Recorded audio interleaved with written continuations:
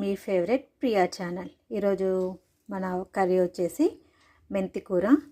మెంతికూర అయితే ఆకుల వరకే కాదండి, ఇలా కొంచెం కాడలు కూడా ఉంచాను. మరి ముదిరిపోయిన లేతగా ఉన్న కాడలు కూడా కట్ చేసి కర్రీ చేస్తున్నాను అండి. కొంచెం ముదురుగా ఉన్నాయి మాత్రం పడేయలేదు, వాటిని కూడా పప్పులో వేస్తే అవి కూడా ఉడికిపోతాయి కదా. సరే, ఇవి కట్ చేసి కర్రీ ప్రాసెస్ అయితే చూసేద్దాం. ఇంతకంటే ఫైన్గా అయితే నాకు కట్ చేయడం రాదు, మీకు వస్తే కనుక గ్రేట్. చూడండి, ఇంకేమీ ఇబ్బంది పెడతాయి కర్రీస్లో కదా. కాడలు అయితే పడేయకండి, వాటిలో కూడా ఉంటాయి కదా ప్రోటీన్స్. ఇంకొక విషయము మీ అందరికీ తెలుసు, ఇట్లా కట్ చేశాక కడగడం కంటే ఇలా కడిగేసి ఇలా స్ట్రెయిన్ చేసేసుకొని అప్పుడు కర్రీ చేసుకోండి.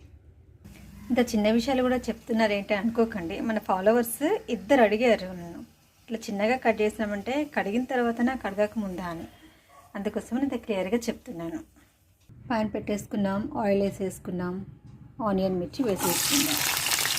ఈ ఆకుకూరకైనా ఆయిల్ కానీ ఆనియన్స్ కానీ కొంచెం నేను ఎక్కువ వేస్తాను. ఫస్ట్ వేసాను, ఆనియన్స్ కూడా ఎక్కువ అయ్యి వేయించాను. కొంచెం మెత్తబడితే చాలు, ఆకుకూర వేసేయడం. ఇందులో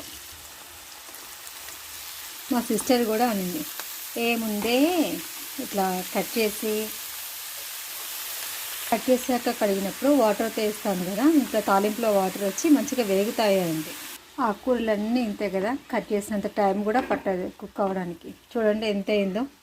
సాధ్యమైనంత చిన్నగా కట్ చేసుకుంటే చూడండి కాడలు కూడా ఉడికిపోయాయి, కనిపించట్లేదు. లేదంటే కొంచెం ఎంతైనా మెంతి కూర కాడలు కుచ్చుకుంటాయి కదండి. ఆకుకూర ఆల్మోస్ట్ మగ్గిపోయింది. ఇప్పుడు కొంచెం సాల్ట్ అండి, టమాటో ముక్కలు. టమాటాలు తొందరగా మగ్గడానికి నేను ఏ కర్రీకైనా అలా మధ్యలో వేస్తాను అన్నమాట. టమాటాలు వేసినప్పుడే కారం కూడా వేసేసి కర్రీని మొత్తం టమాటాలతో ఇలా కవర్ చేసేస్తా. మూత పెట్టేసామంటే టమాటాలు తొందరగా మగ్గుతాయి.